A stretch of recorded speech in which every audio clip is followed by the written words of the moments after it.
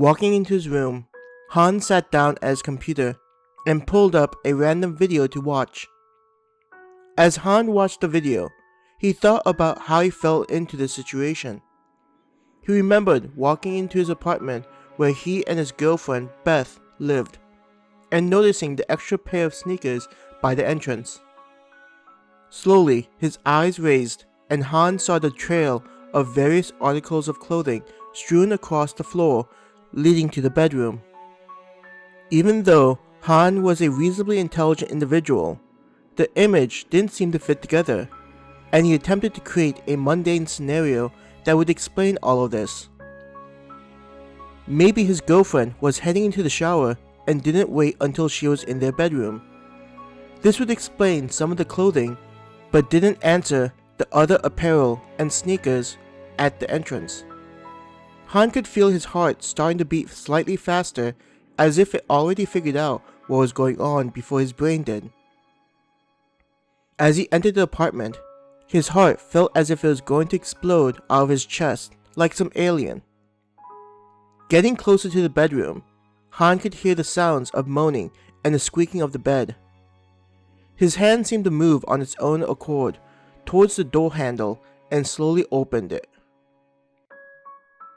A slight noise was made as the door was opened, and for some reason, he thought he needed to get some kind of lubricant and apply it to the hinges. It was such an inconsequential thing to think about, as the image of his girlfriend riding on top of his best friend came into view. His best friend glanced over at him, and a look of surprise crossed his face. "Oh crap!" Sam called out. Han's girlfriend, soon-to-be ex-girlfriend, glanced behind her to see what Sam was shouting about and noticed Han standing in the doorway. Her expression was identical to Sam's, though it was quickly replaced with a hot wash of shame. Han didn't know what he was supposed to do in this scenario. He had watched it on various TV shows of adult content. Now this is how those people felt, Han thought as he remembered some hentai videos with NTR content in it. Though he always knew on an intellectual level that NTR was a hurtful genre, Han thought that the material was drastically better than the other types regarding quality content. The idea that he would be in this position never seemed to cross his mind, and now that he was, Han felt a little empathetic towards those characters.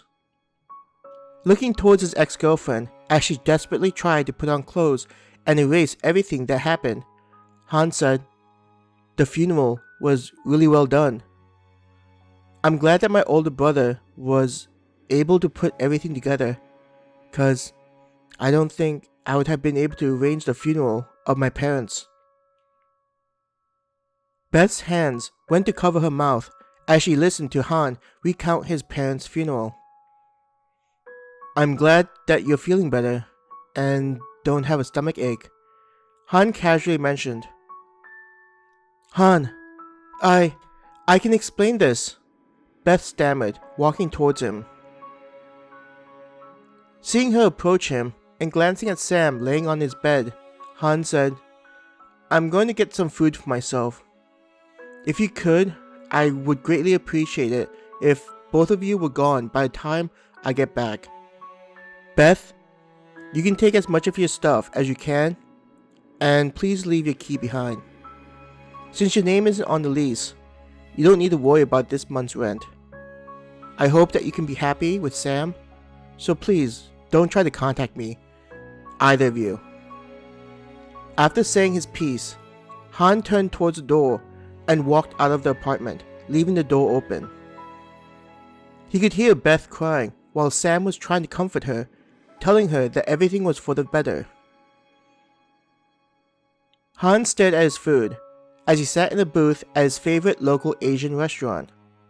This establishment had great food at a low cost. A simple beef dish with vegetables and fried rice cost $7.50 US, and fountain drinks were just an extra $1.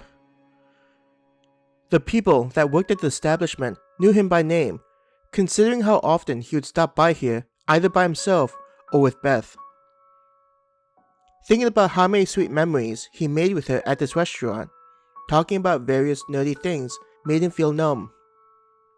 The usual, What could I have done? And was this my own fault? Went through his mind. Considering that finding out his girlfriend was cheating on him was par for the course, he congratulated himself on handling this a lot better. A part of him thought it was amusing how this all happened on the same day he buried his parents. Seeing his parents lying in their coffins still hadn't quite hit him yet, and he had a detached feeling about everything. Han pondered whether this day's feeling helped contribute to his mild reaction to seeing his best friend pounding his girlfriend's brains out. The irony of him enjoying Ahegao and NTR hentai and walking in on such a scenario wasn't lost on him. If it was a different guy, he admitted that he would find it hilarious. As he chewed on the food, savoring the various flavors and glad that at least one thing was going right for the day, Han thought he heard a ringing noise. As it got louder, his head started to feel like it was being squeezed by a vice. The fork in his hand fell onto the floor, though Han didn't hear the clattering of the utensil. After the pain had receded, Han looked up to see a screen in front of him. Congratulations!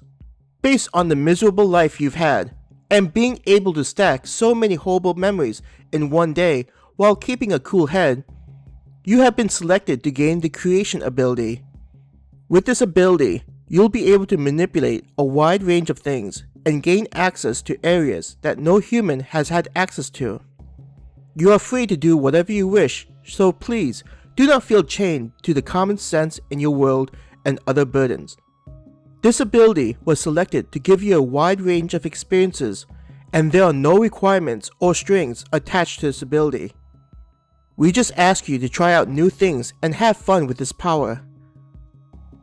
To access the creation ability, just imagine opening up a menu. Feeling a little confused by all of this, Han dismissed the screen by swiping his hand across it. Thinking this was very silly and just his brain decided to check out, he decided to give it a try and see what would happen. At the very least, Han would just dismiss it and would request the waitress to bring him a new fork to replace the one he had dropped earlier. He closed his eyes and tried to concentrate on opening up a menu. Feeling like there was something different about his body, he felt like something had changed, so he opened his eyes and saw a display. The content on the screen went over his personal information, such as his name. It also gave him a title, but he was unsure of why it listed it as Creator. There were additional options, appearing like buttons Han could press. The 3 buttons were listed as Create, Modify, and Translate. The menu looked very basic compared to what he imagined it would look like, especially in games and anime manga. Looking at the first 2, Create and Modify, they seemed to be self-explanatory. Han didn't know what the last one, Translate, meant considering the multiple meanings of the word. Deciding to see what this option was all about, Han pushed on Translate and saw a new menu appear. It displayed 2 options, Destination and Object. Just by guessing, Han determined that the word translate was similar to the mathematical concept, not the linguistic form of the word. After pressing Destination, a new menu appeared. Just like when he pressed Translate, new buttons appeared. The main title was Select Destination, with more options below it, Within Current Area, Alternate Area, and Advanced Selection. Pressing Advanced Selection, Han was presented with a wide range of choices that could be shortened to certain criteria, such as fantasy, science fiction, advanced, magic, technology, basic, and etc., along with a list of names with additional details next to them and a brief description of the world. Han looked through the various descriptions and saw that there were some that were on Earth, but with slight changes to them, such as America losing the revolution, China sailing past the tip of Africa, Alexander the Great developing his empire with an heir, and more. Thinking what it would be like to visit those alternate realities was slightly tempting, but deciding to go someplace he's never been was his goal. Selecting fantasy, magic, and early development, the list of names changed drastically. Of the names listed, Han glanced at the world called Elatran. A description of the world emerged. Elatran is a world that is similar to what many would consider a fantasy world, with ogres, elves, humans, beastmen, and other creatures. Also, Elatran has a steady flow of mana, so magic is widely used and practiced throughout the world.